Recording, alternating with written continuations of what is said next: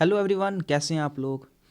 तो अपनी पिछली वीडियो में दोस्तों हम आर्टिकल्स के क्वेश्चंस प्रैक्टिस क्वेश्चंस कर चुके थे।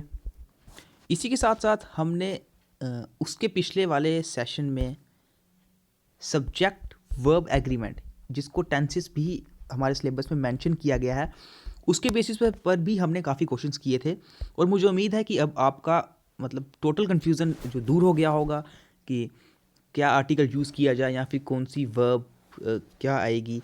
आज जो टॉपिक दोस्तों मैं लेकर आया हूँ, जैसे मैंने अपनी पिछली वीडियो में बताया था, आज का टॉपिक है डिटर्मिनर्स। दोस्तों ये आपके सिलेबस का मैं बोलूँगा कि सबसे ज़्यादा डिफ़िकल्ट टॉपिक है, क्योंकि एक तो अगर इसमें काफ़ी ज़्यादा कंटेंट है।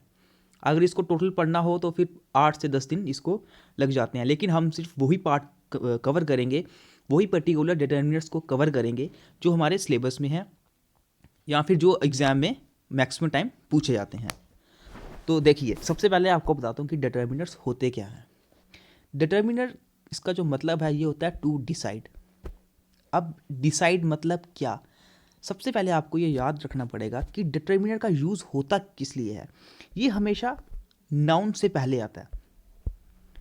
नाउन से पहले मतलब देखिए, हम जैसे बहुत बार कुछ वर्ड्स यूज़ नहीं करते हैं, दिस मैन या फिर एनी बॉय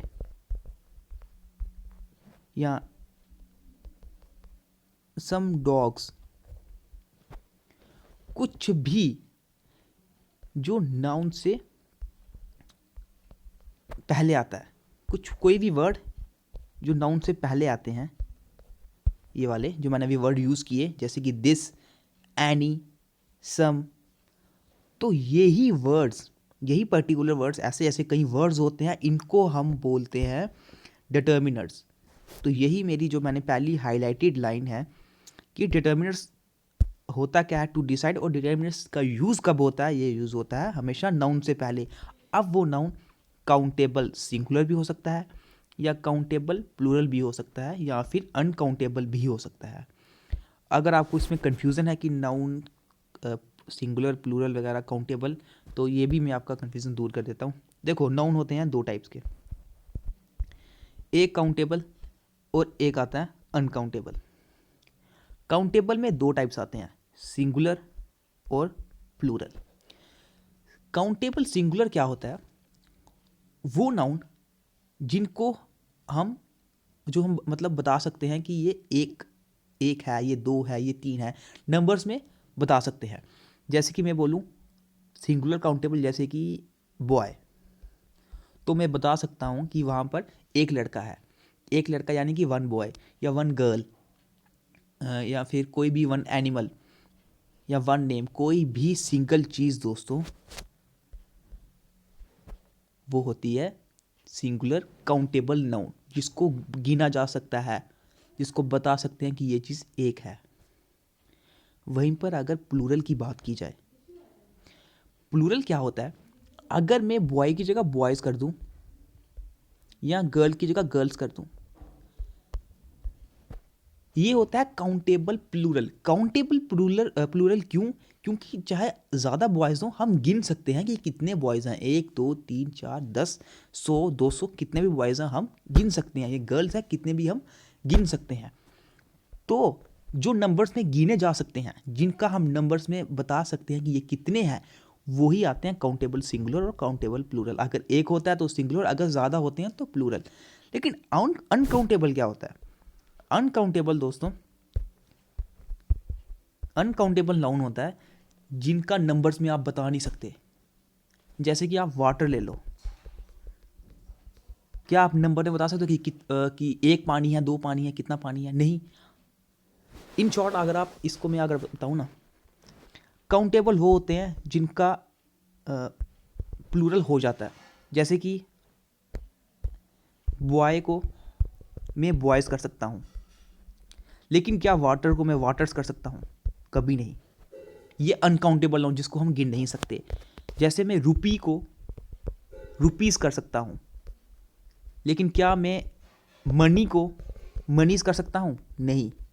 तो रुपी तो आ गया काउंटेबल नाउन और रुपीज़ आ गया काउंटेबल प्लूरल नाउन। रुपी आ गया काउंटेबल सिंगुलर नाउन, रुपीज़ आ गया काउंटेबल प्लूरल नाउन, और मनी आ गया अनकाउंटेबल नाउन जिसको गिना नहीं जा सकता। तो बस दोस्तों इन्हीं इन्हीं 3 चीज़ों पर हमारा ये पूरा डिटर्मिनर्स डिपेंड करता है। ये बहुत ही इम्पॉर्टेंट भी है, और ये ना ही आपको इस क्लास 4 के एग्ज़ाम में हेल्प करेगा बल्कि आगे आने वाले बहुत से एग्ज़ाम में हेल्प करेगा, और ये एक बहुत ही अच्छा टॉपिक है क्योंकि बहुत सी कन्फ्यूज़न ये दूर करेगा। तो सबसे पहले मैं आपको इसके काइंड्स के बारे में बताता हूँ कि इसमें होता क्या क्या है। तो जैसा कि आप देख सकते हैं, आपको ये तो नहीं पूछा जाएगा कि कौन से काइंड में क्या आता है, आपको पर्टिकुलर क्वेश्चंस पूछे जाते हैं कि कौन से नाउन से पहले क्या डिटर्मिनर यूज़ होगा। ठीक है, देखो काइंड्स ऑफ डिटर्मिनर्स में सबसे पहले आ गया डिमोन्स्ट्रेटिव। डिमोन्स्ट्रेटिव जैसे कि this, that, these, those. Second type है क्वांटिफायर्स, जिसमें हम यूज़ करते हैं मच, मैनी, सम, एनी, लिटल या फ्यू। थर्ड आया distributive, each, every, either, neither. और फोर्थ आया न्यूमरल, जिसमें 1, 2, 3 या इस टाइप में यूज़ किया गया होता है। ये तो आगे इसकी काइंड्स जो हमें सिर्फ पता होना चाहिए कि क्या इसकी मतलब, ये तो नहीं पूछा जाएगा कि काइंड्स क्या होती हैं, लेकिन अब जो पूछा जाएगा वो पढ़ते हैं। देखो इस टॉपिक को अच्छे से समझना क्योंकि बहुत ही इंपॉर्टेंट टॉपिक है। सबसे पहले जो वर्ड मैं लेकर आया हूँ वो है सम। अब आपको क्या समझने की ज़रूरत है कि सम का यूज़ कब होता है और कौन से नाउन्स के लिए होता है। सम का यूज़ हमेशा plural countable noun, singular noun नहीं, प्लूरल काउंटेबल नाउन, जैसे कि सम बॉयज़, सम गर्ल्स। ये नहीं होगा सम बॉय या सम गर्ल ना, काउंटेबल सिंगुलर नाउन के यूज़ नहीं होता। ये सिर्फ काउंटेबल प्लूरल नाउन के लिए और अनकाउंटेबल नाउन के लिए। Some water, some money. ठीक है, ये आपको ये वाला पॉइंट हुआ, आपको मुझे उम्मीद है आपको ये समझ आ गया होगा कि सम का यूज़ सिर्फ काउंटेबल प्लूरल के लिए और अनकाउंटेबल नाउन के लिए। काउंटेबल सिंगुलर के लिए आपने कभी नहीं सुना होगा ऐसे कि सम बॉय लिखा हो, सम पेन लिखा हो ना। ये हमेशा प्लूरल काउंटेबल और अनकाउंटेबल नाउन के लिए यूज़ होता है। ये वाला तो आ गया इसका कि ये किस नाउन के लिए यूज़ होता है, जो आपके दिमाग में रहना चाहिए। अब इसके रूल की बात करते हैं। इसमें दोस्तों 2 रूल्स आते हैं। इस रूल के बाद आपको, इन रूल्स के बाद आपको पता चल जाएगा कि इनका यूज़ होता कैसे है और हमें कब कब इनका यूज़ करना है। सबसे पहला रूल, सम का यूज़ तभी होगा अगर हमारा सेंटेंस पॉजिटिव सेंटेंस हो। अगर हमारा सेंटेंस पॉजिटिव सेंटेंस हो उस वक्त सम का यूज़ होगा, या फिर हमारा सेंटेंस नेगेटिव इंटेरोगेटिव हो। पॉजिटिव सेंटेंस को अफर्मेटिव सेंटेंस भी बोलते हैं। अब पॉजिटिव सेंटेंस क्या मतलब क्या होता है, जो जिसमें सेंटेंस में सिर्फ पॉजिटिविटी हो या कोई नेगेटिविटी ना हो, यानी कि ना ही नॉट का यूज़ किया गया हो सेंटेंस में, ना ही नेवर, इस टाइप में नेगेटिविटी ना हो, उसको बोलते हैं, उसके लिए यूज़ होता है सम। लेकिन कभी इंटेरोगेटिव पूछा गया हो, जब भी इंटेरोगेटिव की बात आए तब हमें सेंटेंस में नॉट चाहिए, तब सेंटेंस हमारा नेगेटिव होना चाहिए। एग्जाम्पल से ये और अच्छी तरह समझ आएगा। देखिए जैसे ये आपको दिख रहा होगा, कोई क्वेश्चन मार्क नहीं है पहले एग्जाम्पल में, तो ये सेंटेंस है एक सिंपल सेंटेंस, यानी कि पॉजिटिव सेंटेंस। देखो, some boys are absent in the class. Boys है, बॉयज़ हुआ काउंटेबल प्लूरल नाउन, उससे पहले सम का यूज़ किया गया है, बिल्कुल ठीक है। Did I not lend you some money yesterday. Question mark था, इंटेरोगेटिव था, और अगर यहाँ पे सम का यूज़ होना था तो नेगेटिव इंटेरोगेटिव चाहिए था, ये आया नेगेटिव। नॉट, ये आया सेंटेंस के लिए नेगेटिव। तो देखो, did I not lend you some money. Some क्यों यूज़ हुआ मनी के लिए? क्योंकि अनकाउंटेबल नाउन के साथ सम हम यूज़ कर सकते हैं। सम सिर्फ एक के साथ यूज़ नहीं होता दोस्तों, वो है काउंटेबल सिंगुलर के साथ, बाकी यूज़ होता है। तीसरी एग्जांपल है, will you not lend me some money. फिर से इंटेरोगेटिव क्वेश्चन है, क्वेश्चन मार्क में क्वेश्चन है, इंटेरोगेटिव मतलब पूछा गया है, तो यहाँ पर नेगेटिव भी है, इसलिए यहाँ पर सम का यूज़ किया गया है। ये था दोस्तों फर्स्ट रूल, जिसमें हमने पढ़ा कि सम का यूज़ पॉजिटिव सेंटेंस और नेगेटिव इंटेरोगेटिव के लिए होता है। इसके बाद एनी है, एनी इसका बिल्कुल उल्टा है। पहले आप ये समझ लीजिए, फिर आपको मैं एनी के बारे में बताता हूँ। सेकंड रूल जो इसका बोलता है कि सम का यूज़ और भी बहुत सी जगहों पर होता है। जब भी हम पोलाइट रिक्वेस्ट की बात करते हैं, कभी किसी से रिक्वेस्ट करते हैं ना, क्या तुम मुझे पानी दे सकते हो, क्या तुम मुझे पेन दे सकते हो, इस टाइप में जब भी रिक्वेस्ट करते हैं किसी से, रिक्वेस्ट के कुछ वर्ड्स मैंने लिखे हुए हैं, जैसे कि प्लीज़ लगा हो सेंटेंस में, काइंडली लगा हो, विल लगा हो, कुड लगा हो, या वुड लगा हो, या कुड लगा हो। ठीक है, जब भी ये वर्ड्स यूज़ किए गए हो सेंटेंस में, तो सेंटेंस सम का इस्तेमाल मांगता है। देखो एग्जाम्पल देखो, please lend me some money, please lend me some money, मुझे कुछ मनी उधार दे दो। तो प्लीज़ आया, प्लीज़ मतलब कि रिक्वेस्ट करा, तो इसलिए आगे नाउन से पहले सम का यूज़ किया गया है। नेक्स्ट एग्जाम्पल है, could you pass me some salt. Could request कर रहा है, तो नाउन से पहले जो यूज़ होगा वो होगा सम। ठीक है, ये थे इसके दो रूल्स। मुझे उम्मीद है आपको समझ आ गए होंगे। आपको मैं फिर से एक बार रिवाइज करवा देता हूँ कि सम का यूज़ काउंटेबल सिंगुलर के लिए और अनकाउंटेबल नाउन के लिए यूज़ होगा। ठीक है, इसका यूज़ किस रूल के बेसिस पर होता है कि सेंटेंस हमारा पॉजिटिव होना चाहिए। अगर सेंटेंस पॉजिटिव है, एक नॉर्मल सेंटेंस बोलते हैं ना, नॉर्मल सेंटेंस जो हम यूज़ करते हैं वो पॉजिटिव होना चाहिए। अगर हम कभी इंटेरोगेटिव यूज़ करते हैं तो वो नेगेटिव होना चाहिए। और सेकंड रूल क्या बोलता है कि कभी भी पोलाइट रिक्वेस्ट की जा रही हो, प्लीज़, काइंडली, विल पूछा जा रहा हो या मांगा जा रहा हो, तो उस वक्त सम का यूज़ किया जाता है। इसके बाद जो नेक्स्ट है वो है एनी। एनी दोस्तों बिल्कुल आप बोलो सम का उल्टा ही है रूल के अनुसार। देखो सबसे पहले एनी का यूज़ कब होता है? एनी हर एक के साथ यूज़ होता है, जितने भी नाउन है ना, चाहे वो काउंटेबल सिंगुलर हो चाहे वो काउंटेबल प्लूरल हो, दोनों के साथ यूज़ होगा ही होगा। यहाँ चाहे अनकाउंटेबल नाउन हो, एनी का यूज़ तीनों के साथ होगा। कैसे? ये देखो, एनी बुक भी चलता है और एनी बुक्स भी चलता है। एनी बुक भी बोल सकते हो आप या एनी बुक्स भी बोल सकते हो।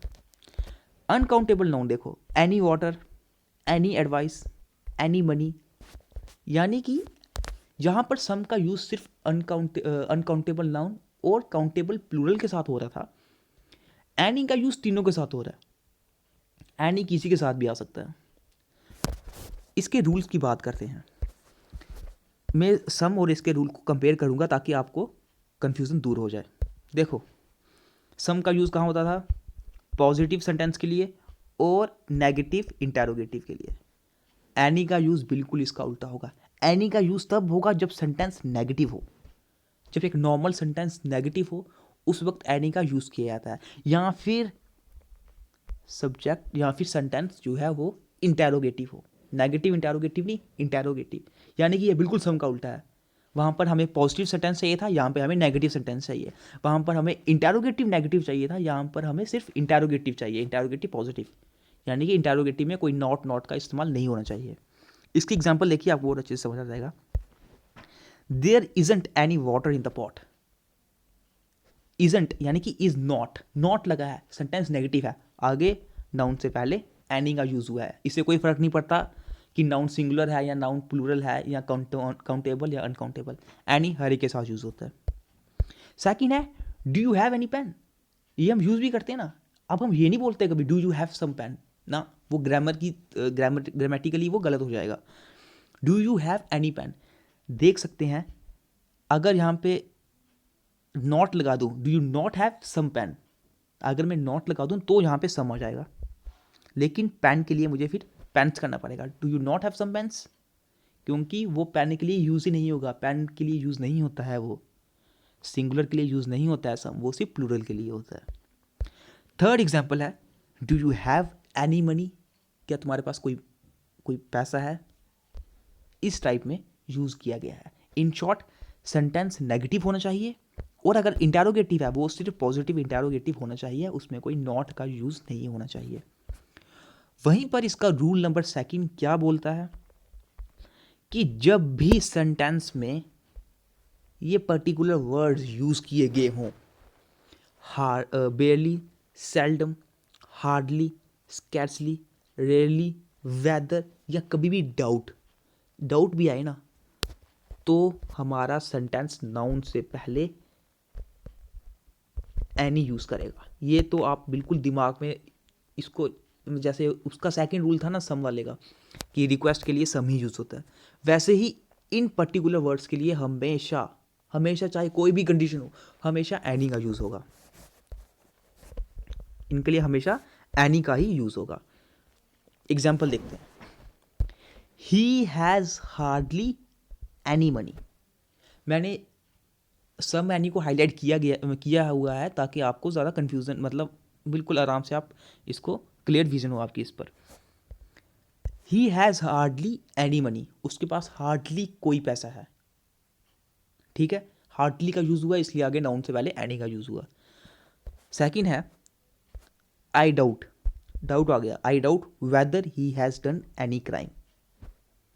मुझे डाउट है कि शायद उसने कोई क्राइम किया हुआ है, तो weather he has done any crime. तो ये था एनी का यूज़। मुझे उम्मीद है दोस्तों आपको सम और एनी के बारे में पता चल गया होगा।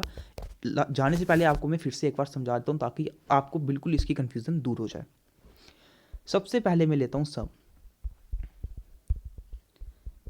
सम का यूज़ कब होता है? जब भी सेंटेंस हमारा पॉजिटिव हो, या फिर सेंटेंस अगर क्वेश्चन पूछा जा रहा हो सेंटेंस में, यानी कि इंटेरोगेटिव हो, वो नेगेटिव होना चाहिए। नेगेटिव यानी उसमें नॉट या नेवर इस टाइप का वर्ड यूज़ होना चाहिए। यह है सम का। और तीसरा सम का बोलता है उसमें कुछ पर्टिकुलर कभी भी हम रिक्वेस्ट करें, जैसे काइंडली, कुड, वुड, कुछ मांग रहे हो, रिक्वेस्ट करें, उस टाइम सम का यूज़ होता है। सम का यूज़ हमेशा काउंटेबल प्लूरल के लिए और अनकाउंटेबल नाउन के लिए यूज़ होता है। ये था सम का पूरा। ठीक है, इसमें कोई कन्फ्यूज़न नहीं होगी किसी को। लेकिन अगर मैं एनी की बात करूँ, एनी का यूज़ हर टाइप के नाउन के साथ होता है, चाहे वो काउंटेबल सिंगुलर हो, एनी बुक, एनी बुक्स या एनी वाटर, वो हर टाइप के नाउन के साथ यूज़ होता है। बस वो सम का उल्टा होता है। कई बार हमें कन्फ्यूज़न पड़ती है इधर सम आएगा कि एनी आएगा। इसी से आपकी कन्फ्यूज़न दूर होगी दोस्तों, क्योंकि डिटर्मिनर्स है ही यही कि हम कौन सा पर्टिकुलर डिटर्मिनर यूज़ कर सकते हैं। एनी यहाँ पर सम पॉजिटिव सेंटेंस के लिए यूज़ होता था, एनी नेगेटिव सेंटेंस के लिए यूज़ होगा। यानी कि अगर सेंटेंस में कोई क्वेश्चन मार्क नहीं लिखा हुआ है, कोई क्वेश्चन मार्क नहीं है, तो उस सेंटेंस में नेगेटिविटी होनी चाहिए। नॉट, नॉट, नेवर, इस टाइप में कुछ यूज़ होना चाहिए। वहीं पर क्वेश्चन, वहाँ पर इंटेरोगेटिव था, यहाँ पर क्वेश्चन सिर्फ और सिर्फ इंटेरोगेटिव में चाहिए। वहाँ पे नेगेटिव इंटेरोगेटिव था ना कि नॉट वगैरह चाहिए होता है, यहाँ पे सिर्फ इंटेरोगेटिव चाहिए होता है। और तीसरा जो है वो पर्टिकुलर वर्ड्स जैसे कि बेरली, सेल्डम, हार्डली, स्केर्सली, इनके लिए ये एनी का यूज़ किया जाता है। दोस्तों ये थे हमारे आज डिटर्मिनर्स की हमने शुरुआत करी। इसमें दो, ये काफ़ी इंपॉर्टेंट है। मुझे पता है ये फर्स्ट टाइम आपको काफ़ी ज़्यादा कंफ्यूजिंग लगेगा, लेकिन आपको हर दिन इसको थोड़ा सा रिवाइज करना पड़ेगा, क्योंकि मैंने आपको बताया है डिटर्मिनर्स आपके पूरे सिलेबस का सबसे डिफ़िकल्ट टॉपिक है। इंग्लिश सिलेबस का, क्लास 4 के इंग्लिश सिलेबस का सबसे डिफ़िकल्ट टॉपिक है। अगर एक बार आपको ये हो गया ना पूरा दिमाग में, अगर बस गया ये, तो आपके जो इस पर 2 से 3 मार्क्स के क्वेश्चन आएंगे, आप वो कंफर्म रखिए, वो कभी नहीं आपको गलत होगा, क्योंकि आप सेकेंड्स में पहचान जाओगे कि यहाँ पर कौन सा पर्टिकुलर डिटर्मिनर लगेगा। वरना बहुत से लोग कंफ्यूज होकर गलत यूज़ करके आ जाते हैं। तो आप रेगुलर रहिए डिटर्मिनर्स के लिए। मैं कोशिश करूँगा कि 3 से 4 लेक्चर्स में डिटर्मिनर्स कंप्लीट कर दूँ, और इसके बेसिस पे आप घबराइए मत। जैसे मैंने आर्टिकल्स के बेसिस पे क्वेश्चंस लाए थे, टेंसेस के बेसिस पे क्वेश्चंस लाए थे, मैं डिटर्मिनर्स पर भी काफ़ी प्रैक्टिस क्वेश्चंस आपके लिए लेकर आऊँगा, ताकि आपका मैक्सिमम कन्फ्यूज़न दूर हो जाए। तो आप, अगर आप इस चैनल पे न्यू है, इस चैनल को सब्सक्राइब कर दें, और आप हमारे टेलीग्राम लिंक को जो मैंने डिस्क्रिप्शन बॉक्स में दिया उसको ज्वाइन कर सकते हैं। वहाँ पर मैंने काफ़ी पीडीएफ्स पहले वाली अपलोड की हैं, जिसमें टेंसेस, सब्जेक्ट, वर्ब, एग्रीमेंट और भी दोस्तों उस पर काफ़ी ज़्यादा टॉपिक्स हैं। तो मिलते हैं आपसे नेक्स्ट वीडियो में, जिसमें हम डिटर्मिनर्स, कुछ और डिटर्मिनर्स भी पढ़ेंगे, क्योंकि अभी बहुत बचे हैं। ईच हो गया, एवरी हो गया, मच, मैनी, इस टाइप में काफ़ी बचे हैं, तो हम इंपॉर्टेंट कवर करेंगे। तो फिर मिलते हैं आपसे नेक्स्ट वीडियो में।